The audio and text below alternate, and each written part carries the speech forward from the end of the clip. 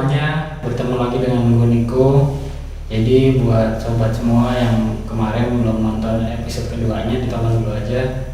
Linknya ada di kanan atas nih, di kanan atas. Dalam episode ini masih menceritakan tentang sebuah perumahan angker ya Pak. Betul. Di Kabupaten Bogor lah tempatnya. Nah kebetulan di episode 2 itu Mas Paksi menyebut ada Pade-nya nih. Nah kebetulan kita bisa ketemu. Kayaknya enak kalau kita langsung denger dari Pade langsung. Monggo Pade. Waktu awalnya saya datang di sini itu mungkin di sini karena penduduk itu belum begitu banyak Di tahun itu ya? ya tahun itu. Sebagian itu mungkin rumah juga masih banyak yang kosong, sama penerangan juga masih berkurang. Banyak yang istilahnya kayak penampakan, cuman belum sempat mengganggu manusia yang ada di sini atau penduduk yang udah ada di sini.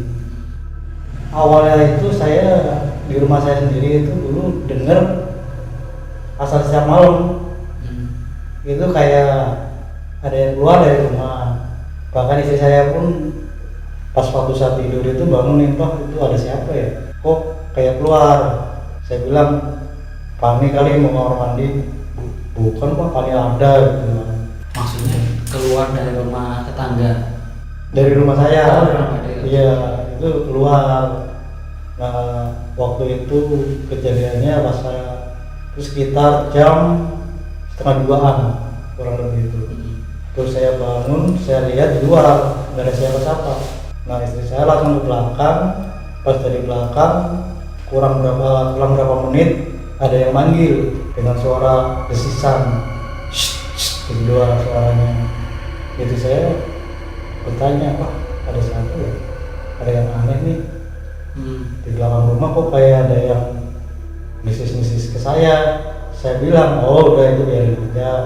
Mungkin itu yang ada di sini karena kita itu kan baru pendatang, bahkan udah ada dia di sini sebetulnya. Bahkan bukan satu tempat, setiap rumah, setiap pojok titik itu pasti ada yang menempati sebelum kita ada di sini." Jadi sebenarnya Pak Ade bisa melihat atau merasakan? Awalnya kita merasakan dulu itu di setiap ada ini kan, ya mungkin bukan di sini aja ya. Dulu saya tinggal di tempat 3 kali kontrakan juga sama kejadiannya. Entah itu pengaruh dari diri saya, entah apa. Padahal saya sih terus terang sih nggak bisa apa-apa. Mungkin sensitif kali ya? Iya, cuman kan waktu 2019 pas persisnya saya baru-baru pindah di sini. Itu tanggal 17 pas bulan Agustus. Bertempatan kurang lebih seminggu. Udah di sini seminggu. Seminggu di sini. Setelah itu mungkin ada yang ngajak kenalan. Di sono itu kelihatannya itu ada sosok perempuan. Dia bilang, "Tolong dong bisa cari tempat buat saya." Gitu. Itu jelas suaranya Pak Ade? Jelas. Jadi kata-katanya kayak gitu? Kata-katanya begitu. Bahkan dari istri saya sendiri itu Mas, itu di belakang itu, setiap dia di belakang pasti dari rumah sebelah itu pasti kayak membunyikan keramik, tak tek gitu. Cuman saya lihat pagi nggak ada keramik di belakang, sedangkan rumput iya masih kosong? masih kosong, kanan kiri itu kosong semua. Saya bertanya dari rekan kita yang baru kenal di sini ya, itu pun sama menceritakan begitu. Awal udah ada tetangga baru gitu? Bukan tetangga dari blok kita, dari tetangga blok sebelah. Itu pun menceritakan bahwa dia itu istrinya juga Pernah bisa melihat.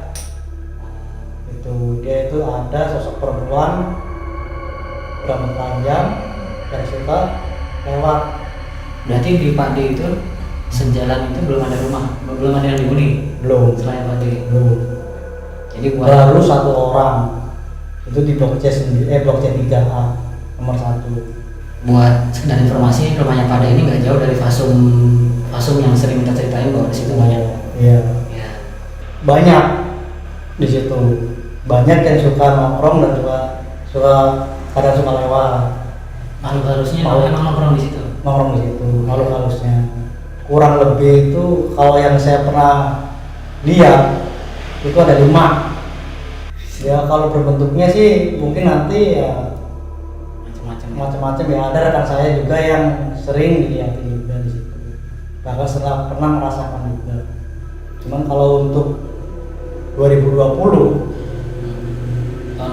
tahun kemarin itu ya awalnya tuh sebelum Agustusan malah itu kejadian itu banyak warga yang kesurupan. Gitu, Mas. Ya sebelum Agustusan episode kemarin Mas pasti cerita seperti itu ya, yang pas mereka lagi mempersiapkan lomba. Sebelum itu sebelum udah ada yang kejadian.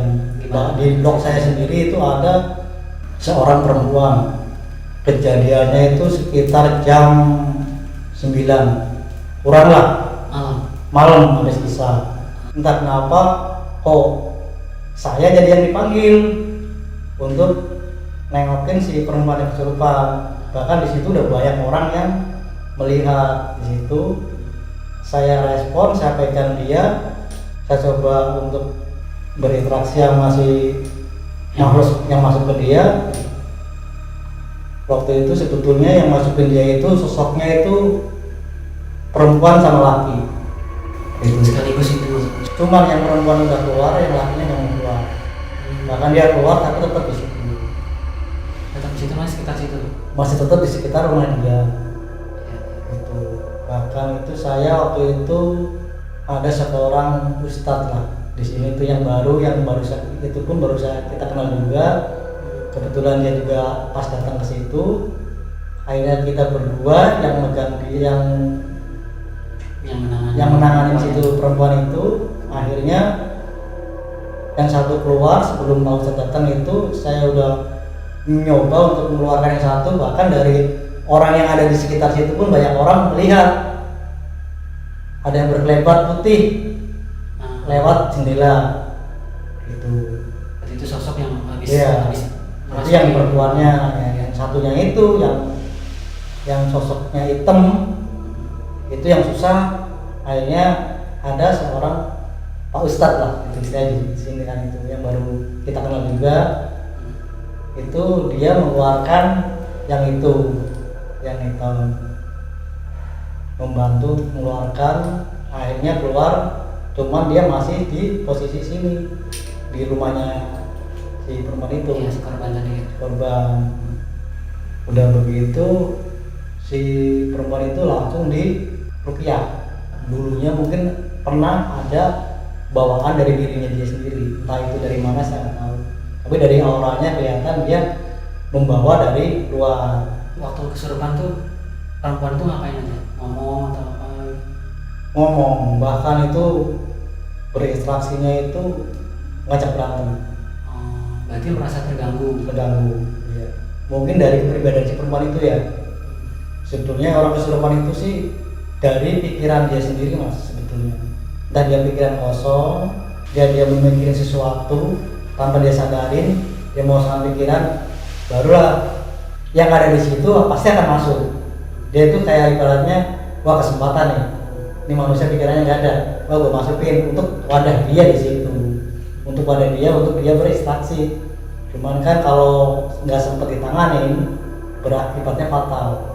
Perempuan itu atau manusianya itu buat tempat, buat wadahnya dia untuk ibaratnya sih senang dah, bersenang-senangnya dia merasa senang udah bisa masuk peraganya manusia. Itu kalau boleh tahu yang diomongin apa tuh, Pak Den? Banyak sih ya, waktu itu saya kurang ingat ya. Iya.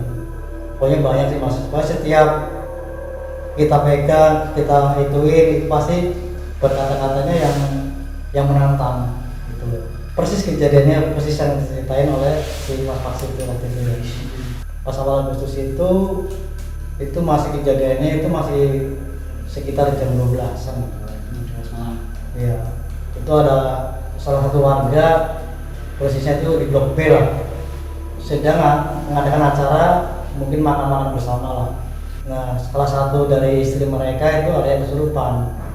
Makan bersama itu bukan dalam rangka 17-an? Bukan, ya mungkin meringatin 17-an ya, cuman dia dengan gang yang di situ aja. Oh iya. Gitu. Berarti beda sama panitia yang Mas Faksi ini? Beda. Ya, Nah, dan itu ada salah satu istrinya kesurupan. Yang saya lihat itu bukan kesurupan mas, hanya ketempelan dia lewat, ibaratnya nyenggol gitu. Karena itu kejadian sebentar doang. Cuman waktu itu si makhluk itu masih ada di situ, masih nongkrong di situ. Itu bentuknya perempuan, tapi cantiknya minta ampun mas. Oh yang cantik. Iya. Kalau yang tadi itu jelek. Yang mana? Yang di blok C. Nah itu nanti saya ceritain. Oh ya siap. Nah ini dari sini dulu. Nah waktu itu dia di situ ada kurang lebih 2 jam lah, sekitar jam 1-an kalau nggak salah ya itu. Tiba-tiba ada satu warga dari Blok B juga menghampiri kita yang sedang ada di lapangan untuk menyediakan Agustusan. Dia minta tolong bahwa ada anak kecil, anaknya kesurupan. Selang 2 jam dari kejadian tadi. Ya. Ada lagi yang Iya, kesurupan. ternyata bukan dari anak siang tadi, itu dari sebelahnya lagi, maksudnya anak kecil. Bahkan anak itu pun nggak mau dipegang sama orang tuanya.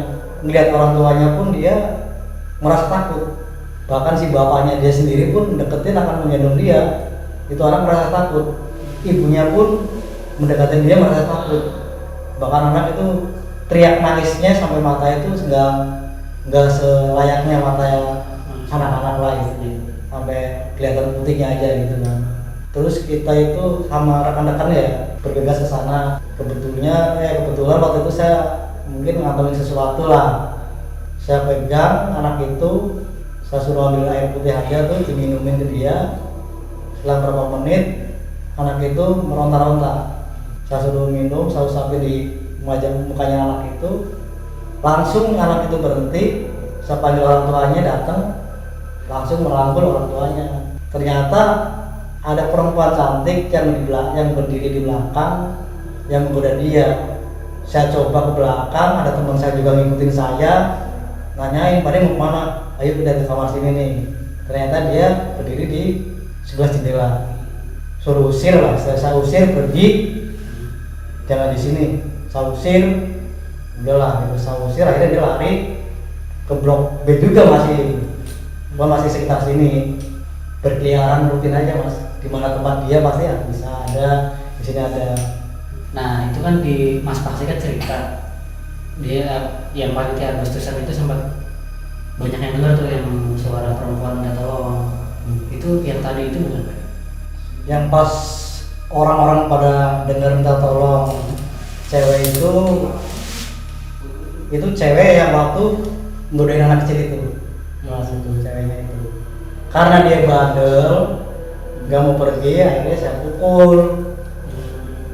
Makanya dia teriak minta Saya tolong. pukul, dia lari, minta pertolongan.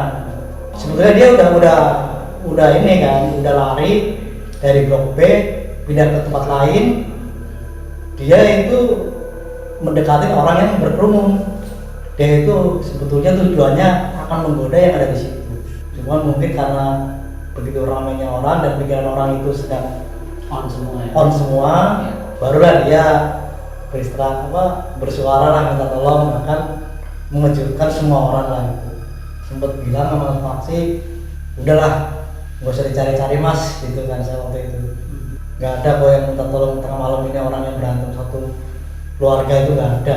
Itu yang di sana itu saya gituin aja udah. Di sini banyak mas sebetulnya mas.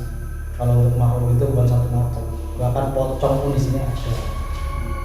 Kalau pocong itu dia posisinya tuh di sekitar pojok dari blok kita. Persisnya yang sekarang itu dibangun sama pos, dibikin pos semi buat tempat pingpong. Ya. Ya. Itu posisinya betul bukan di situ. Dia di pojok sana. Yang dekat pohon Iya, nangka. pohon nangka. Ya. Karena dia itu tempatnya maunya yang berlembab.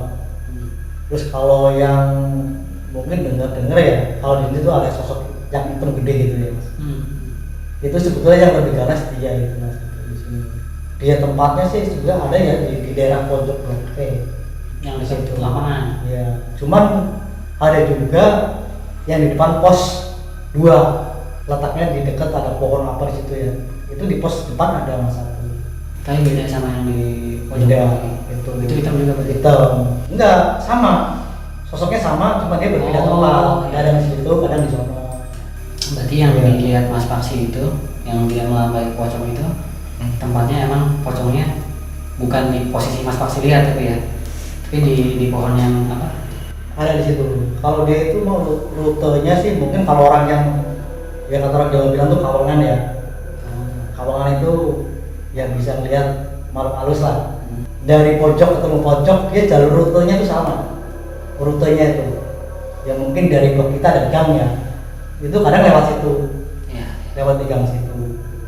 Bahkan bukan itu aja Mas ya, yang mungkin dulu tuh ya di sini juga ada yang dibilang tuh sosok ular juga, ular hitam. Siluman ular. Ya, ular hitam. Bahkan untuk warga di sini ya saya ingetin, kalau siapapun yang lihat ular warna hitam bentuk pendek itu tolong jangan di apa-apain. Tuh, ya mungkin kalau Mas Niko lebih tahu bahwa oh ya ada ular apa, mungkin bisa tanya orang warga sini asli lah. Mungkin tahu ceritanya. Itu gimana tuh Pak? Itu itu ceritanya nanti sama warga sini. Sejenis apapun ya di sini ada juga Mas, banyak. Bahkan anak kecil pun ada di sini. Jenisnya kecil. Bukan tuyul. Bukan tuyul. Kalau yang anak kecil itu biasanya dia sih nggak ini sih, nggak rese ya, cuma menampakkan doang sekelibat aja. Ya mungkin karena di sini udah ada yang penduduk banyak dan penerangan juga ada ini kan mungkin ya Udah cukup ya. Udah cukup dan dia mungkin udah cari tempat yang semestinya dia harus tinggal.